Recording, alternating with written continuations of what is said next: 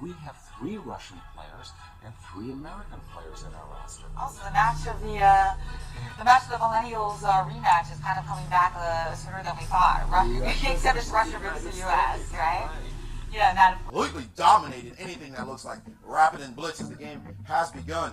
But in classical chess, Magnus hasn't won in a while. And so we're waiting to see, will this be the return of the king? Or will the rest of the players or someone overtake him at this event? So you know this is an extremely important tournament for Magnus Carlsen. And more to your point, an extremely important game between these 2 players.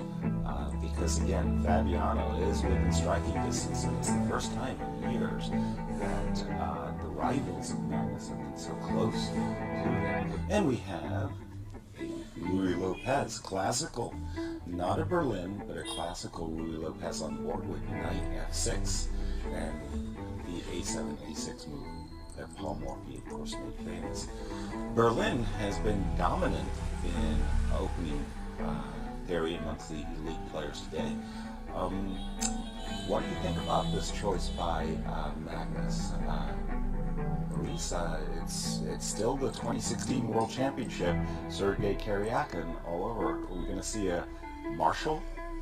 I think it's an indication that Magnus has come to play. First of all, no Berlin, no solid stuff. He wants to see something a bit sharp on the board. He's not going to defend any kind of Berlin endgame.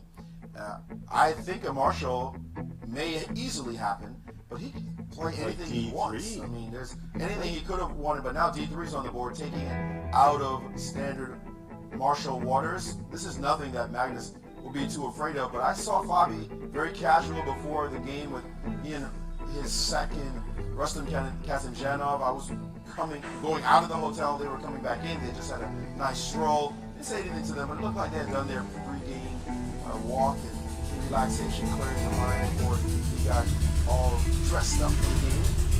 Still following, well, not anymore, until this movie, Sinquefield was following their game from the 2015 Sinquefield Cup, which was also this variation of Roy Lopez. And what had Magnus done instead of the move d7? He played Bishop b7. Bishop b7 is why he does it.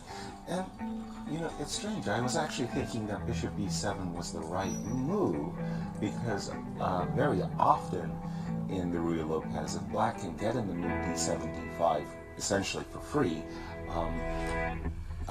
that means he's equalized the move. And that's why that d6 continue with knight c3, trying to occupy that square. Exactly, to stop d7, d5. But d7, d6 is basically saying, okay, for the moment, I'm going to hunt down